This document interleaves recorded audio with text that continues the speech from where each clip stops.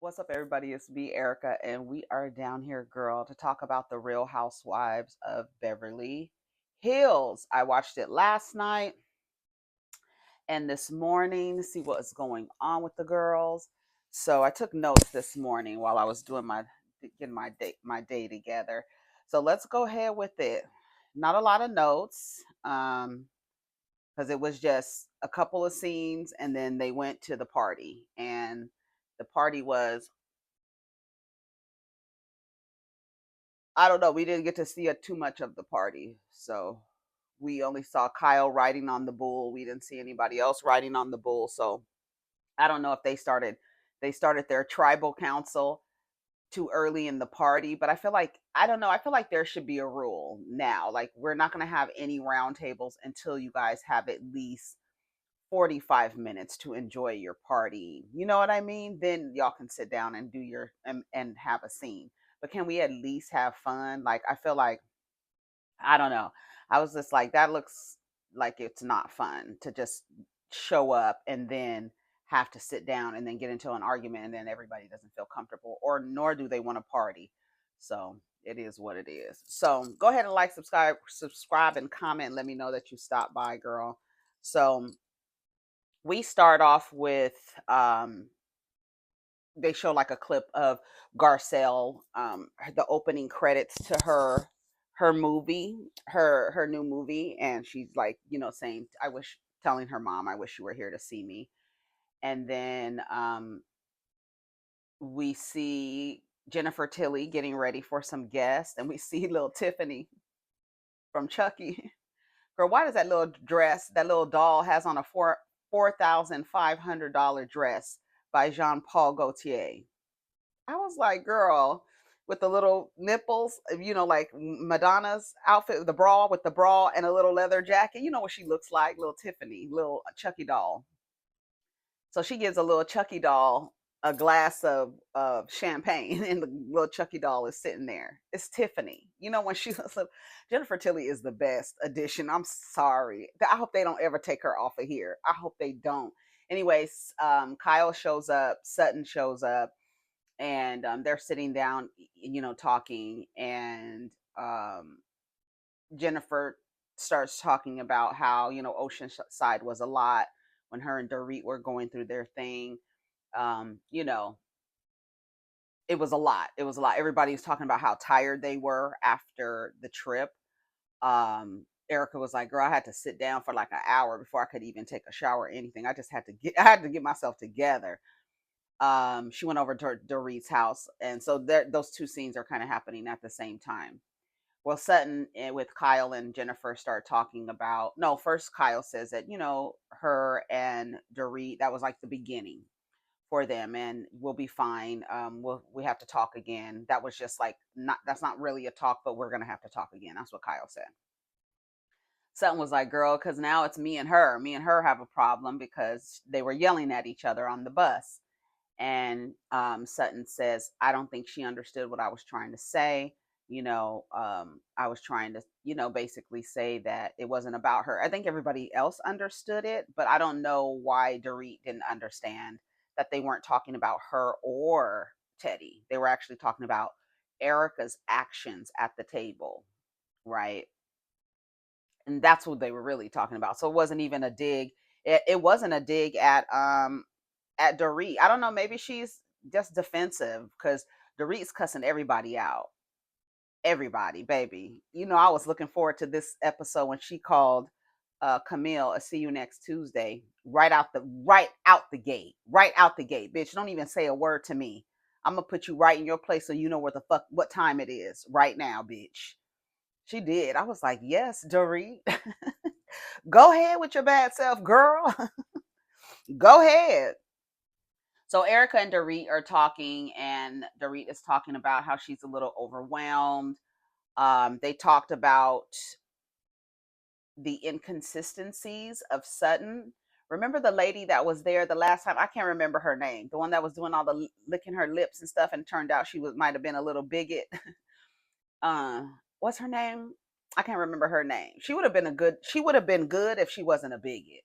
What's her name? I can't remember her name. but she called Sutton a bacon eating vegetarian. Sutton's not consistent. She's not consistent, and um, she flipped. She demonstrated the inconsistency right then and there. I was like, Sutton, when she was trying to get with Dorit at the end, I was like, Sutton, that's not it. That's not how you do it. But we'll get to that part. Garcelle, Sutton, and Avi go to. Okay. Garcelle, Sutton, and Avi go to Garcel's beach house in Oxnard, and they're gonna move stuff from Garcel's house to the beach house. Sutton rents a U-Haul truck. Her and Avi go and get Garcelle. It was so cute the way that she was dressed like Rosie the Riveter. A lot of people say whenever I wear my scarf, everybody be like, "Oh, you look like the lady, the Rosie the Riveter," and she did. It was funny. She did her little arm like that. She was dressed cute. She had her Birkin with her. They go to they bring Avi, and Sutton goes, I'm gonna bring Avi. He's stronger than he looks, and even though he's on that Ozympia thing.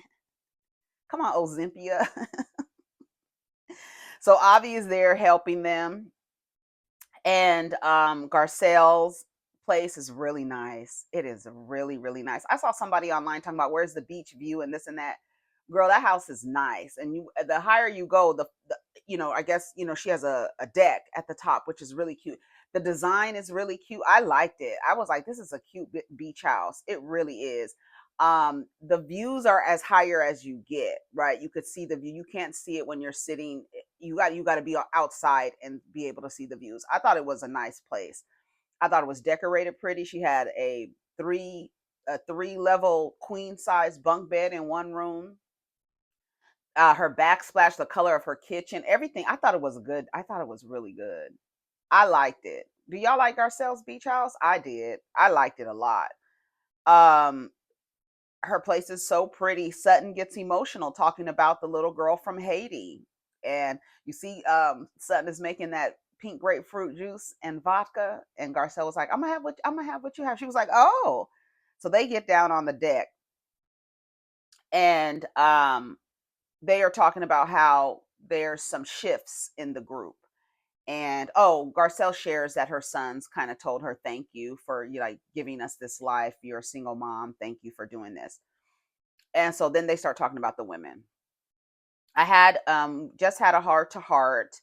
Dorit is going to be in a big mess. We're going to have to be there to support her, and because it's not going to get better. Girl, when Dorit said next week that PK at the therapy session was saying, "This is why I want to get a divorce," nasty work. But like they said, it's gonna get worse. That Bubba that you love so much, he's about to get real ugly. You'll see. And that's what Sutton was talking about. It smells so good. Garcelle makes it clear on camera that she does not think that Dorit had anything to do with the robbery, and that she feels like she was in the wrong place at the wrong time. A lot of people think that PK set up that robbery.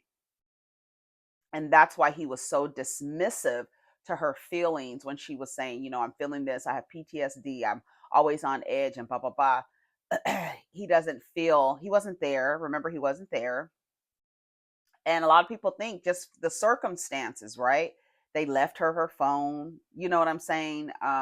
They left it on outside. It was weird. Like the little details around that robbery was weird. So people assumed that PK had something to do with it. I saw on the blogs that PK said something to Garcelle about her accusation. She didn't accuse PK. She just said, "I just don't think it was her, but I think she was at the wrong place at the wrong time." So it is what it is.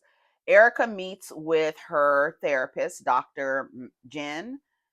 Um, she explains that she wants to make her place a sanctuary, and for 3 years she wouldn't step outside of her home. She was upset, emotional, and down. And she says she wants to start over. She's excited about life again, and she's going to get out of her hermit mode. She starts talking to her therapist about the group and how they're saying let's be honest and open and transparent, but Sutton is inconsistent, right? She's inconsistent. I put bacon eating vegetarian. She comes off angry and insecure, especially when she's left out. That might be a childhood wound of hers, right? Because she does flip out. And I'm so, girl, when I tell you, when they will rewind the reel on your ass to show you all the times you've been acting out of character, they showed all the time, all the time. She was like, I don't want to diagnose personality disorders. I have one myself. Shut up, Erika. Girl, Erika was killing me at that party when she was trying to get everybody to like, she told Sutton, don't say nothing you're gonna regret. She told Dorit, look at me, look at me, look at me. Erika was trying to get everybody in order. Just okay, just look at me, look at me. When Dorit was cussing out Camille, go back and listen to Erika. She was like, look at me. That shit was so funny to me. She was trying to get everybody together. Erika feels some type of way. They threw Kyle a pizza party. They didn't throw me no pizza party. In fact, they were a little judgmental. So the therapist pulled her back and was like, "Girl, you was a mess. Your divorce didn't look like Kyle's. What Kyle is going through. Your divorce, it was ugly. You had the diamond earrings. You were the villain, and you played into the villain, right?" And they thought it was real funny when Erika called Sutton volatile, and then we see the tape a few seconds earlier talking about and what and nothing exactly. Is that volatile? That's a little volatile. Oh god. So she says she wants to throw a pizza. She's gonna throw a pizza party. She said the Lexapro and alcohol didn't make it better, girl. Oh, did y'all hear about Karen Huger? She was found guilty. 400-year-old Karen Huger knocked down a 400-year-old tree and was found guilty. Girl, that ego will have you in the bushes. Ask Evan Lazada. That ego will have you in the bushes, honey. It almost had you up a tree onto glory. You lucky. I saw that car and the man said the car was on fire. I said, you are lucky you didn't take yourself out of here, lady, or someone else. And you know what's crazy? It's so stupid to go to a jury when somebody on the jury could have had somebody in their life die in a car accident by a drunk driver. That wasn't smart. That was not smart. You will have some people on the jury be like, I have a zero tolerance for drunk drivers. Absolutely not. She's guilty. When that man said your car is on fire, move away from it, I was like, God damn. We'll see how she takes accountability for it. She's been judged and tried and found guilty. So now the responsibility, I don't know if they're going to let that lady do time or just give her like, some probation and make her go to some classes or something. That might be her punishment. Anyways, they get the Denim and Diamond party that Kyle is throwing. She says she feels a little weird. She said it earlier. She feels a little weird. This is the first party that she has planned without Mauricio. So she doesn't know hold on, let me set this timer. She doesn't know how what she should put on the invitation. Kyle's house or the Umansky residence, girl, Kyle's house. Kyle's house, period. Come to Kyle's house. Come to my house, girl. Kyle's in there getting her makeup done, and she was like, "What if I came out on a horse naked?" Talking about, ladies, this is my new chapter, new me. Girl, they're silly. They are really silly. Erika says she hasn't ridden a bull since her great grandmother's funeral. Bitch, I hollered. My Little Pony comes in there. Erika hasn't ridden a bull since her great grandmother's funeral. Camille shows up. I don't know what the fuck she had on. She starts talking to Kyle about what's going on. Kyle feels like Camille is projecting. We have two different experiences. It could be worse. I don't remember the details of Camille Grammer and Kelsey Grammer's divorce. I just remember, I don't know, I feel like he left. Didn't they have like a house in Hawaii or something like that? He left and moved in with another woman. It was something crazy. I can't remember the details of Camille and Kelsey's divorce. They had a tattoo artist at the party. Jennifer Tilly says, I am going to be egregiously overdressed because I have the pieces and the jewelry. So if I'm overdressed, so what? Dorit and Erika show up. Dorit has her little Gucci pants on, her little vintage Gucci pants. These are mine. What she say? These are my pieces. This is from my collection. That's what she says. From my collection. Bose was like, girl, where did you get this? Did you have this tailored? It was cute. She looked cute. Um, did you see when Bowles comes up? She came up beside Kyle and slapped her butt with both of her hands. Kyle didn't even turn around. That's what she was like, girl, you didn't even turn around. She sure did. She didn't even move. She didn't react or nothing. She came in, she said, bap, in her butt. She didn't turn around at all. Bowles looked cute. She had on, this is good. I'm doing matcha today. Mm. This is good. She looked cute. Bose looked cute with her pink little outfit on, her pink cowboy outfit on. She's so tall. She looked really pretty, and that color was pretty on her skin. That it was like a fuchsia. It was real cute. I thought she was cute. Bose tells us, oh, she went to Brazil with her daughter. She makes her daughter write a report of where she wants to go, and if it's a good report or whatever, she'll pay for the trip. Shout out. That's what's up. That's what's up. Garcelle gets an 1111 tattoo angel numbers. Garcelle and Sutton are talking while Garcelle is getting her tattoo. And she explains to Sutton that, it was her and Kyle's, they decided, they were going to try to make their relationship deeper. And she says, when we were on the boat and having a conversation, she was talking about, um, we had a good talk, and she was talking about how PK still texts her. And see, not Kyle, but Sutton cleaned that up because she was like, well, they might be closer. They might be closer. Garcelle thought it was weird.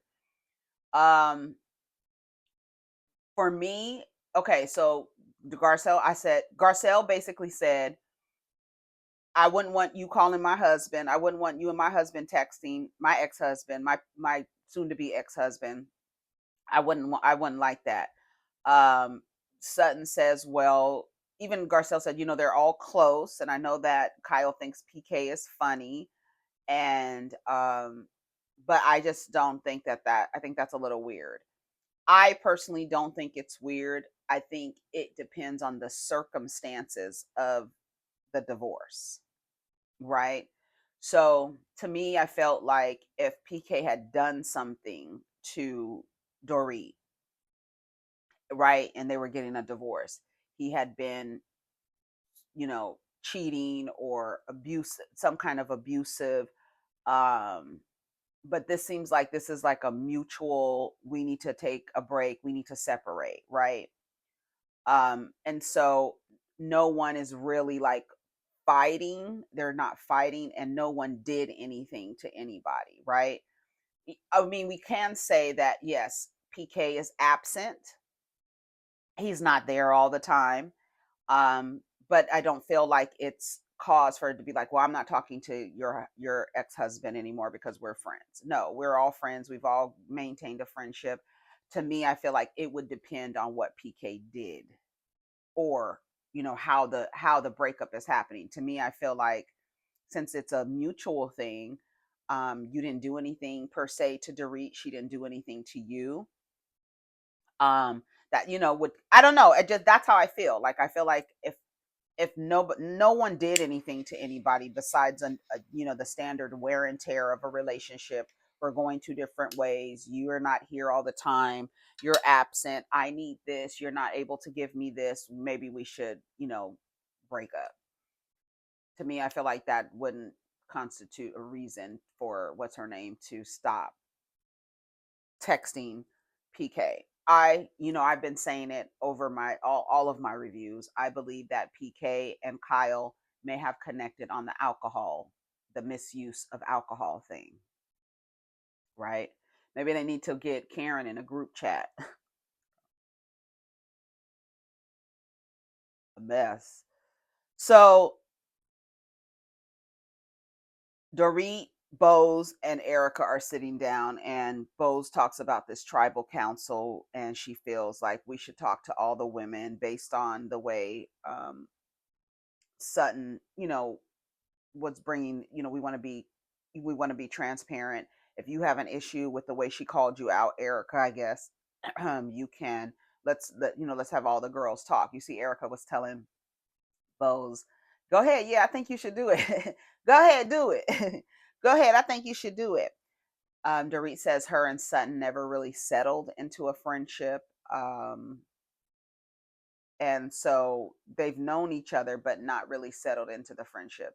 So it does feel weird for her to offer, and I thought it was messed up for her to be like, I'm offering you. See, so, like, she'll cuss you out. Like, she said, she's basically saying they want to be able to say what they need to each other without people getting mad at each other or feeling like the friendship has to dissolve. But it depends. I can't give you that promise.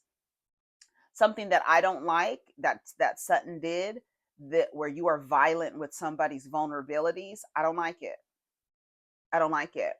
Don't tell me, bitch. Girl, when I tell you, when she told her, don't get mad at me because your life is what it is right now. Girl, excuse me? Uh-uh. Bitch, I just confided in you like that. Don't do that. Don't throw something, like when I exactly what I said, violent with vulnerabilities. And I'm so glad that Bo said you can't weaponize that after somebody has poured their heart out to you. You turn around and weaponize it and throw it in my face, bitch. Fuck you. That's how I feel. Y'all know Sutton is my girl, but I did not like that. I did not like that. And after doing that, I would never. I'm never telling you anything again. We'll be cool, but I'm not going to be vulnerable with you because, bitch, you get mad and throw it in the face, and then talking about we need to be open and honest, and you want to throw something in somebody's face, that something that's hurtful. It's war, like Boz said. Bose, like she said, it's war after that, bitch. Girl. So they all come around and sit down.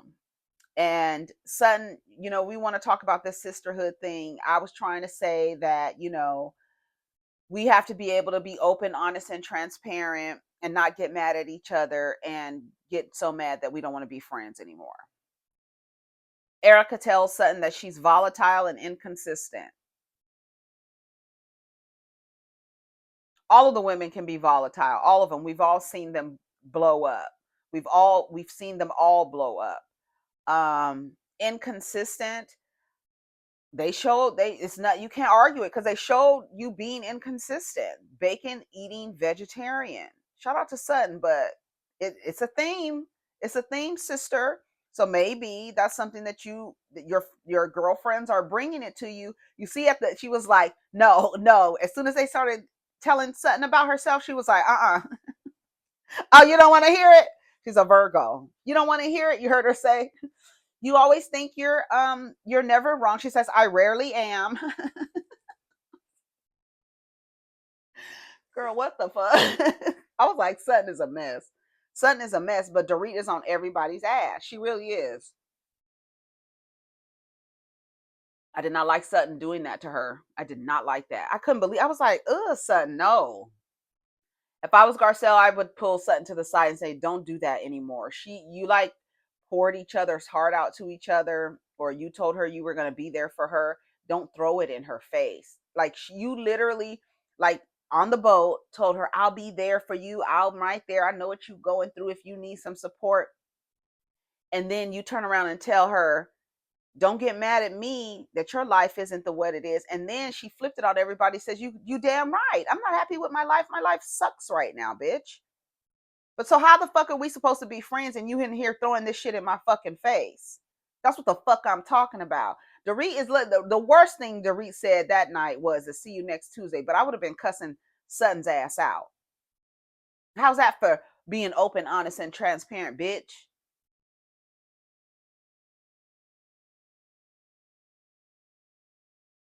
I did not like what Sutton did.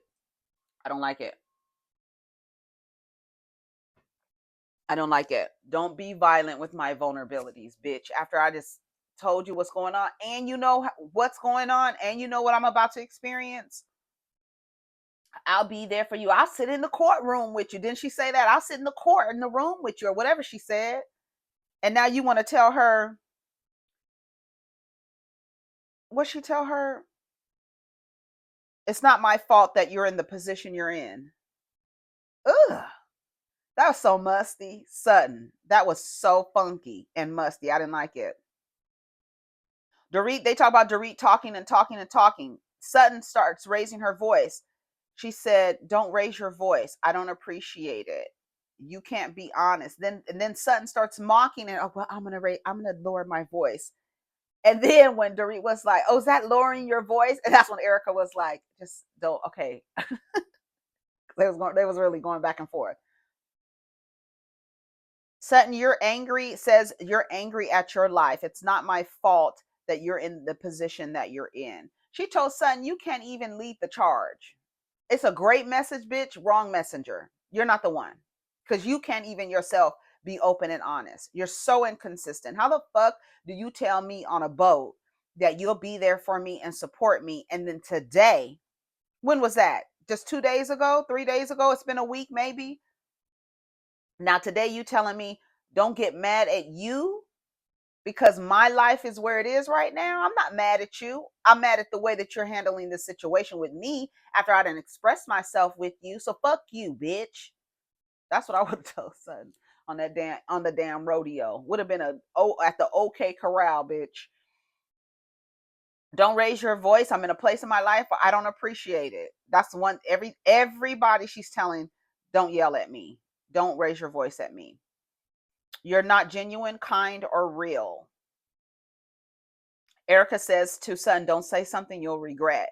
And it's exactly what she's right. Dorit is right. You are the wrong person for the message. Great message, right? We're going to be open, honest, and transparent with each other. We're going to, when you are open, honest, and transparent with people that you care about, you handle it with a little bit of love. That's when you want to say with some care and some compassion. Miss ma'am, no compassion with it's you're angry at your life. You goddamn right, bitch. I'm going through a divorce. What the fuck? Wasn't you angry with yours? So what are we talking about? Why do you act like you don't know what the fuck is going on and you want to throw something in my fucking face? Girl, I did not like that Sutton did that. I did not like it. I did not like it. I have zero tolerance for the BS. Now, how's that for transparent, open, and honest? I said, I know that's right, Dorit. Let these people have it. Girl, I don't know who the fuck you think you talking to. And then here comes Camille.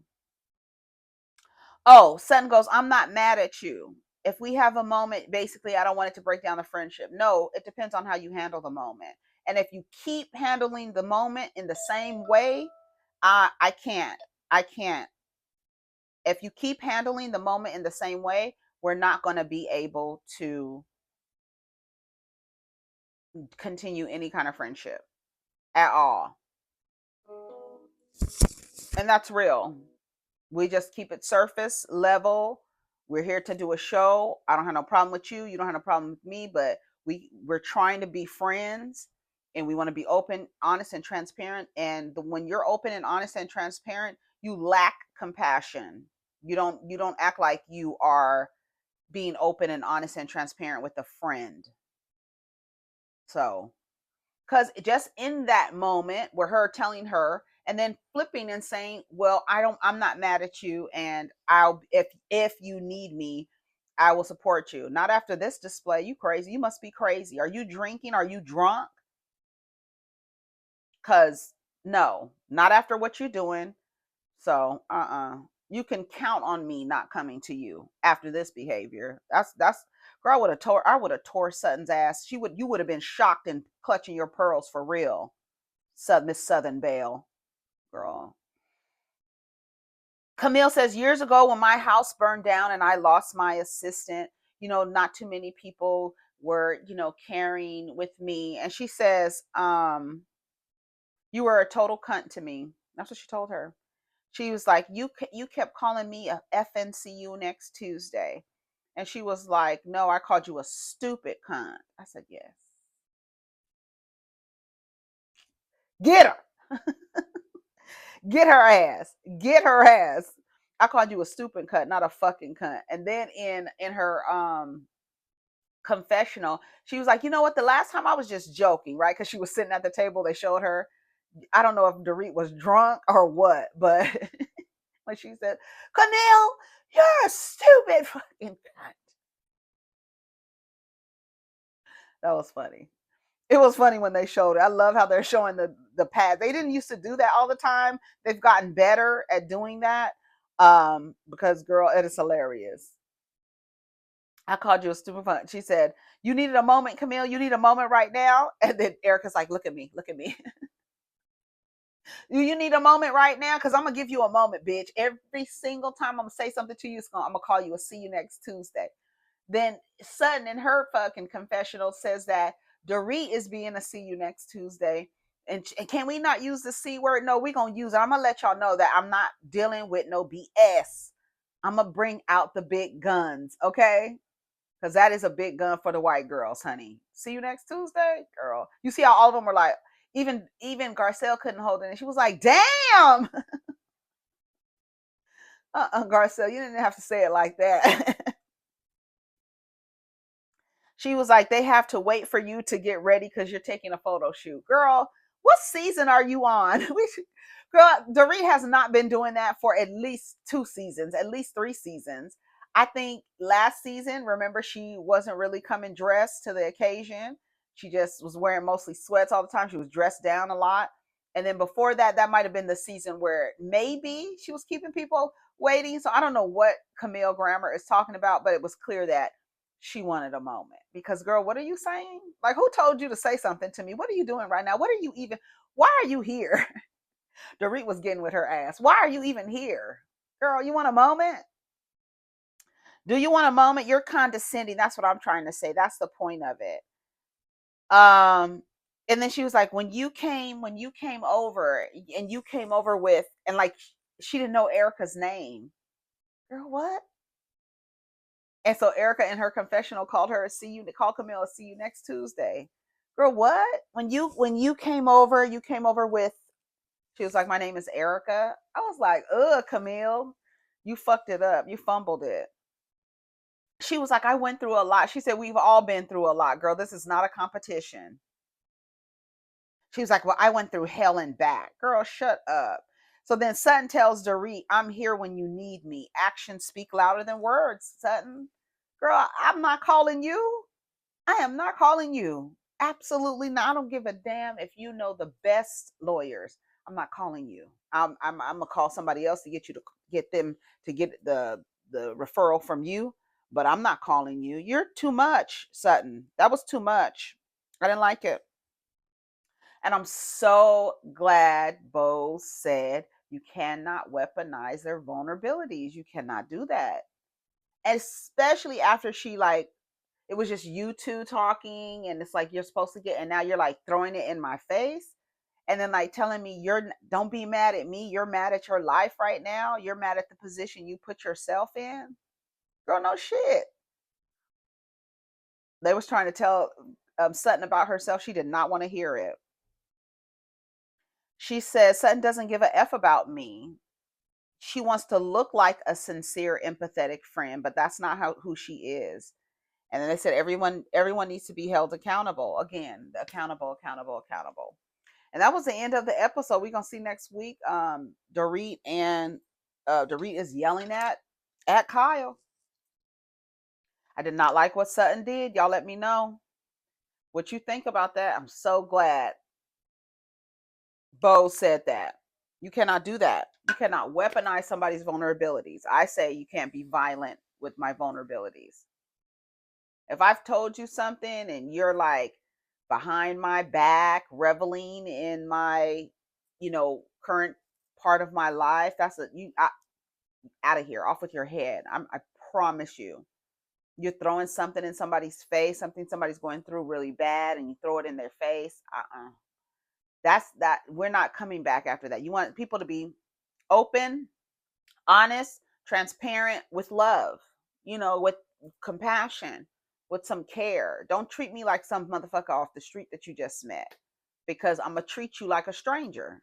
Since I'm just some motherfucking off the street, and you want to treat me like some motherfucker off the street, I'm gonna treat you like some motherfucker off the street, and then we're gonna be cussing each other out. And then I'm going to treat you like I don't know you because you just some motherfucker on the street. Don't talk to me like that. I didn't like it. I didn't like it, Sutton. Tighten up, sister. Anyways, y'all, take care of each other. Protect your energy. Let's get down in the comments. Peace.